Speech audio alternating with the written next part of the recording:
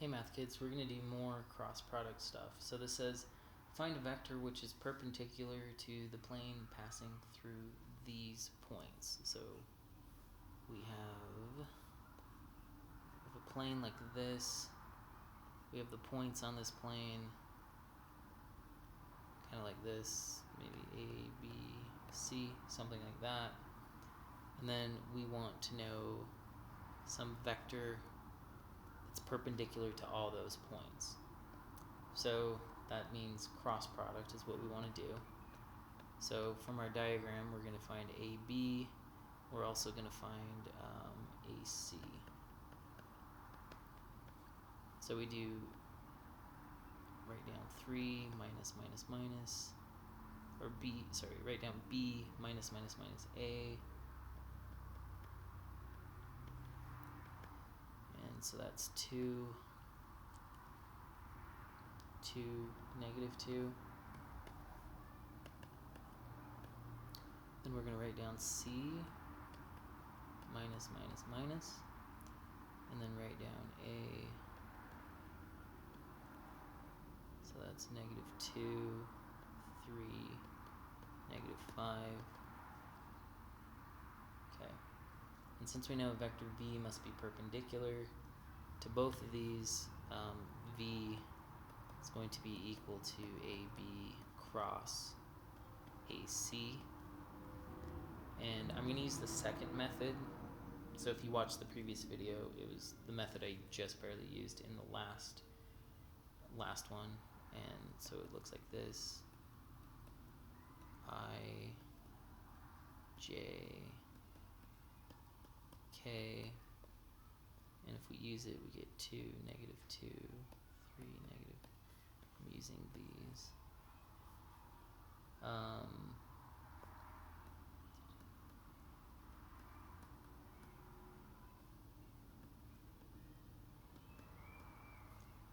Okay. And then remember, when we evaluate these, we multiply this way and then subtract from when we multiply the other way.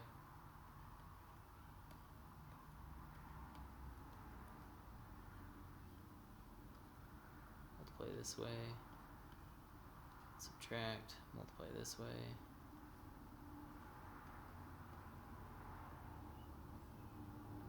Multiply this way, subtract, multiply this way. Alright, we simplify that, so that becomes a plus sign. So that's negative 4i. That's negative 14 times by this negative out here, positive 14. And then that's a plus sign, so that's a 10.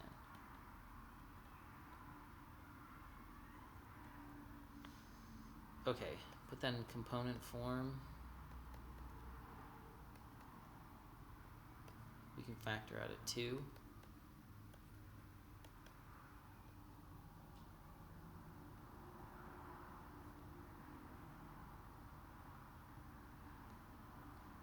And then, as long as we multiply anything by a non-zero number, it will be perpendicular to this.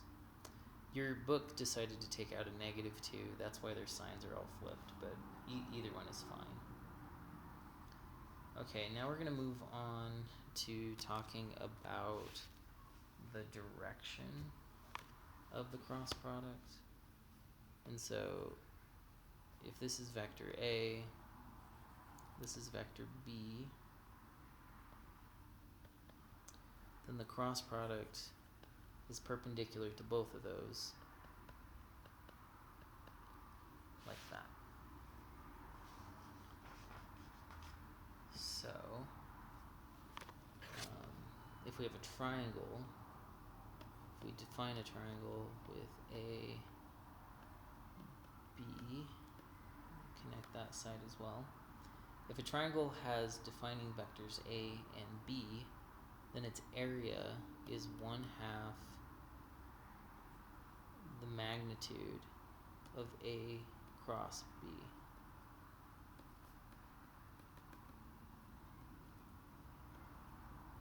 Okay. Alright. So find the area of the triangle ABC given that A is this, B is this, and C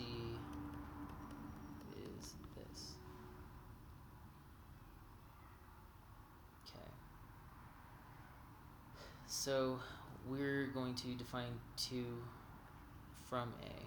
So we're going to go A to B, and then A to C, and make that a triangle. Okay, so if we're defining from A, we're going to find AB, and we're also going to find AC. So AB is going to be B minus C, so B minus A.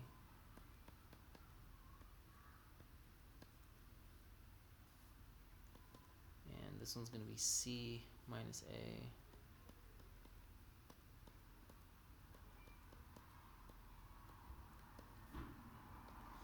Okay, if we simplify that, that's adding. So that's 3. This is going to be minus 1, and this is 1. So that's AB. This is a plus sign, so that's 1, 3, negative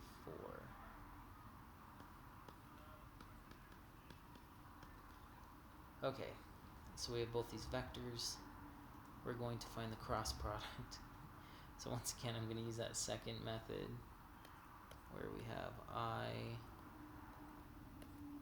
minus J plus K. When we plug it in,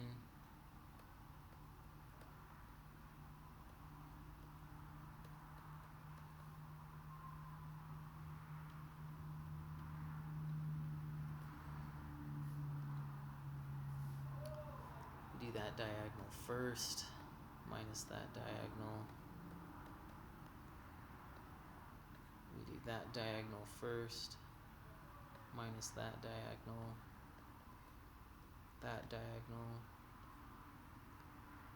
minus that diagonal being multiplied. Okay, 4 minus 3 is 1, so that's just I. That's negative 13 times the negative, positive 13. And then that's a plus sign, so that's 10. Okay. So we're going to write that as 1, 13, 10.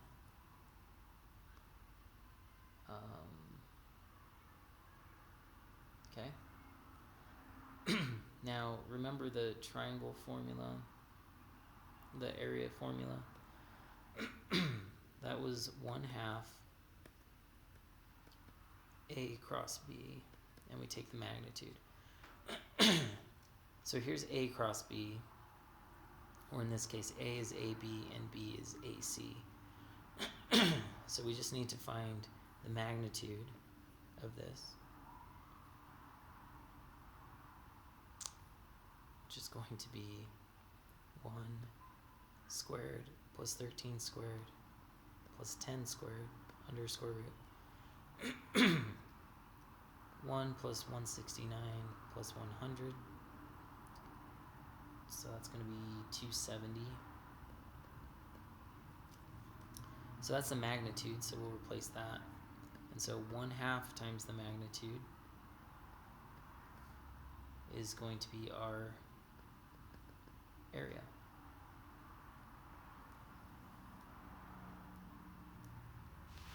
Okay. And that's everything. If you need additional help, please come to Math Lab. Until then, calculator.